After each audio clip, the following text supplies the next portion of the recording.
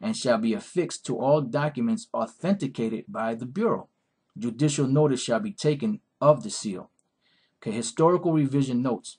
Based on Act of March 3, 1899, Chapter 419, Section 31, 30 Statute 1021 of March 6, 1902, Chapter 139, Section 632 Statute 52, section is new to the United States Code, but it is in accordance with current practice. They're just giving you, the where you can find it in law. Now check this out. Act March 3, 1899, Chapter 419, 30 Statute 1014, which establishes the Census Office. This is what established the Census Office to keep track of people.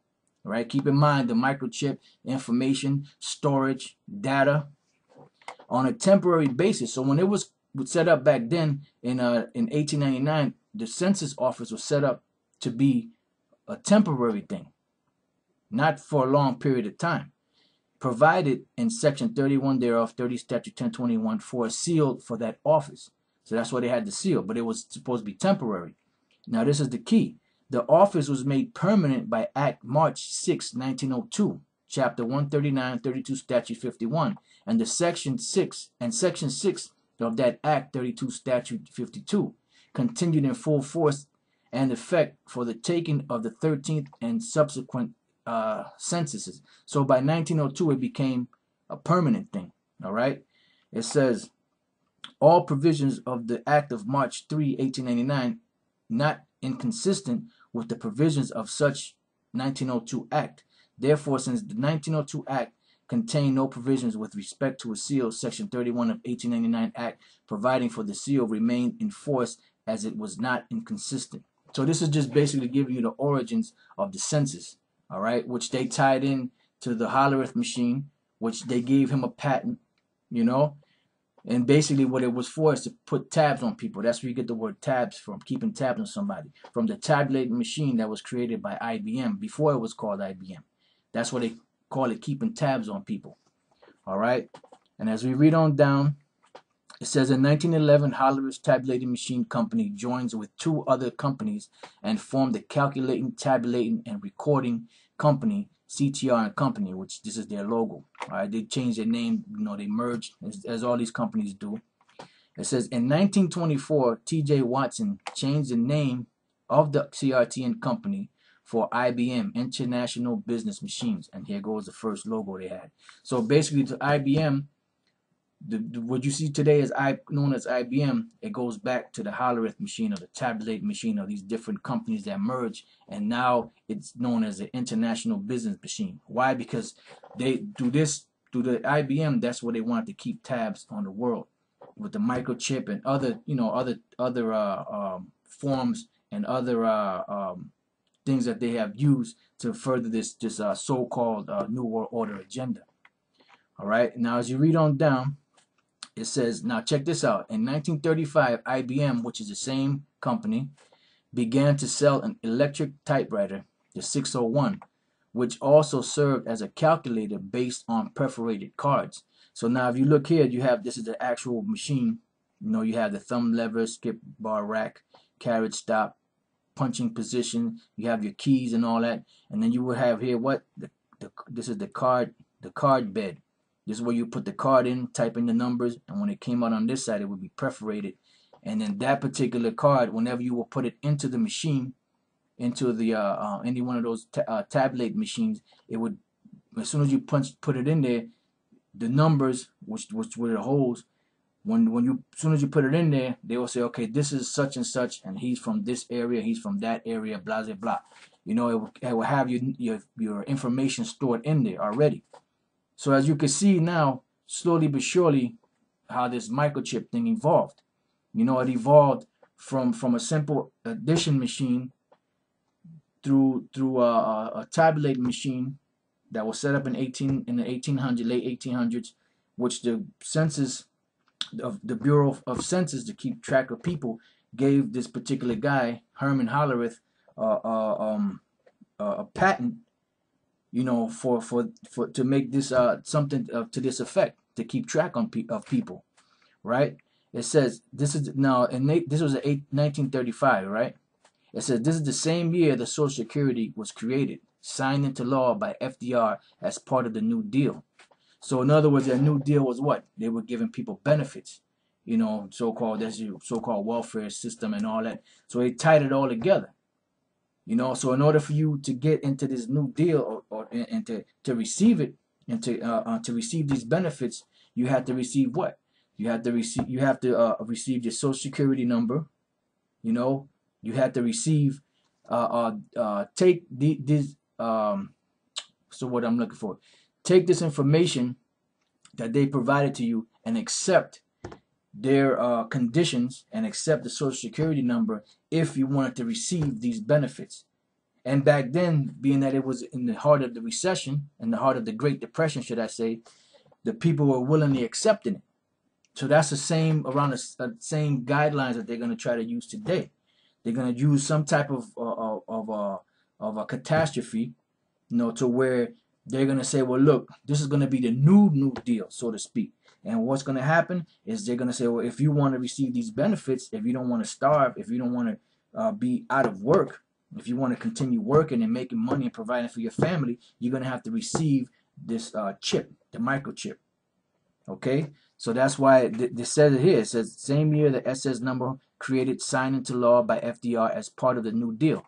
August 14, 1935, Social Security Administration, United States Title 42, Chapter 7, Subchapter 7, Section 901. See IBM and the Holocaust. Now, IBM and the Holocaust was a book that this guy Edwin Black wrote. And what it was is basically he's an apologetic for the so-called Jews, because he's a so-called Jew himself. And in this book, it tells you how the IBM set up this tabulating system to keep track of them gutter rats. That's why you see the numbers tattooed on their arm, because they used that as that number that was tattooed on their arm came out of that machine, you know. But then he's trying to say that that was used to destroy them and to bring mass genocide, which is all a bunch of bullshit. Okay, because we know now through research and information that's out there that the Holocaust was nothing but a big hoax. All right, it was set up to so them devils could receive sympathy, so that they can steal the land of Israel back that don't belong to them. But that's another lesson. But this is, that's where that he pretty much was the first one to tie together the IBM with those perforated cards, or the tabulating machine, with them so-called Jews, and that was what was used to keep track of people. So which proves that the whole time this technology that they had was being used to basically to keep track of people. That's why. And then stuff like this we have to know, and the reason why we have to know it is because it's important. It could be a small thing, it could be a big thing, but as long as there's edification coming out of it, that's the key. Now, this is the book of 2 Corinthians, the 2nd chapter and the 11th verse, and it says, "Lest Satan should get an advantage of us, for we are not ignorant of his devices." So we're not ignorant of the things that these devils are doing. That's why what we're doing is we're taking that information and bringing it out to you, brothers. So the Spirit was on me to go into this, because even this brother Elder Ayathan, he did a series on his channel, going into the microchip and certain tying legislation and stuff like that to the microchip. He did an excellent job on that. So being that I had this information, I said, you know what, let me just add more fuel to the fire, so to speak. Beginning with Elder Tahar. Elder Tahar brought it out. He was the first one to actually go into the mark. Elder Gabar, and other elders and brothers that have brought this information out. All right, so that's why it says, "Lest Satan should get an advantage of us, for we are not ignorant of his devices." So we're not ignorant of the things that these devils are doing today. That's why you have to know certain legislation, certain technology that they have, so you can tie it into to the scriptures. All right. Now, this is Social Security in the United States from Wikipedia. It says, in the United States, Social Security refers to the Federal Old Age Survivors and Disability Insurance, OASDI program.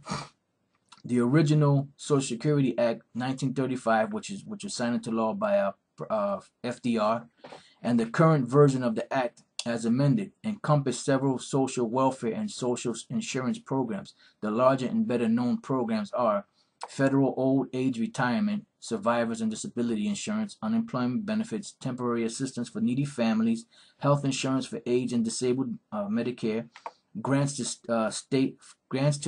states for medical assistance program, Medicaid, states children health insurance program, SCHIP, supplemental security income, SSI, patient protection and affordable care act. Okay, so all these things were a part of the New Deal, which was a part of the Social Security Act. Okay, which President FDR signed into law back in 1935. Why? Because that was the way that they were insured to be able to keep track of these people. All right, and that's the reason why it was created. It says, when initially signed into law by President Franklin D. Roosevelt in 1935 as part of his New Deal. So that was a part of his New Deal. So now, in this time, when this catastrophe happens, they're going to pass some type of legislation or bring out some type of deal, possibly, to mimic what was happening back then, so that people could take that chip and receive these benefits. Because once these people out here start starving, they don't know the scriptures, so they're gonna, whatever is brought out to them, they're gonna accept it. Look, if you get this chip put inside of you, then you can get benefits in your family. Think about your family, your children, and your wife. And a lot of these guys out here that's following Nate, and Nate might do it himself. Them guys that are following General Gehenna, they are gonna take that chip and their families, okay, in order for them to survive. All right. So now, which leads me to this interview on Fox News with Tony Snow, which he interviewed Colin Powell on Fox News Sunday, June 17, 2001. And basically what happened in this interview, Colin Powell basically spilled the beans, so to speak. All right. He basically spilled the beans on a Social Security number and the reason why it was created. All right. That's what the scripture said. We're not ignorant of Satan's devices. It says, Colin Powell leaks reason for Social Security number. Walter J. Berrien Jr., 637. I guess this was on June 30th of 2007. No. Yeah, I guess he just put this up. No, not maybe about a good 5 years ago. It says, I was watching Fox News Sunday this morning, 6/17/01, which is June 17th, 01. Being hosted in the first segment by Tony Snow. The lead-off guest was Colin Powell, the U.S. Secretary of State. Mr. Powell gave an excellent recitation relevant to foreign affair matters. Mr. Powell, during the entire interview, was very confident and spoke without hesitation. Throughout the entire interview, excluding for a 1-second period, after one specific statement made by him as he was talking about the Russian peoples, when he realized the consequences of making this disclosure indirectly to the American public, he froze for a second. His eyes rolled back as he realized what he had said, and then he continued without further pause for the rest of the interview. Now it says, in my lifetime, I have never sent out to others a post relevant to a quote I heard while watching a news program. In this case, the insignificance of what was said and the flow of truth coming from Mr. Powell is a statement that establishes the primary reality of intent per the politics and operative structure coming from government in this country. I had to immediately share what I had heard with others. Mr. Powell was discussing Mr. Bush's trip to Europe and was at a point in his recitation covering certain concerns regarding Russia, and Russia being requested to cooperate with the United States to track down lost nuclear materials and scientists who were unaccounted for after the breakup of Russia. That now may be in the hands of, or in the case of missing scientists working for adversaries of the USA. The quote from Mr. Powell per Russian scientists that every American needs to hear immediately is as follows.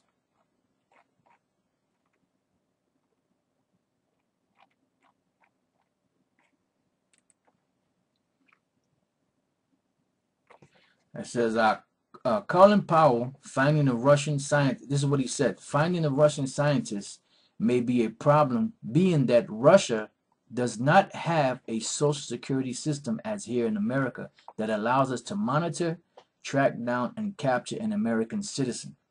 So that he basically he leaked out the purpose for the Social Security number and the Social Security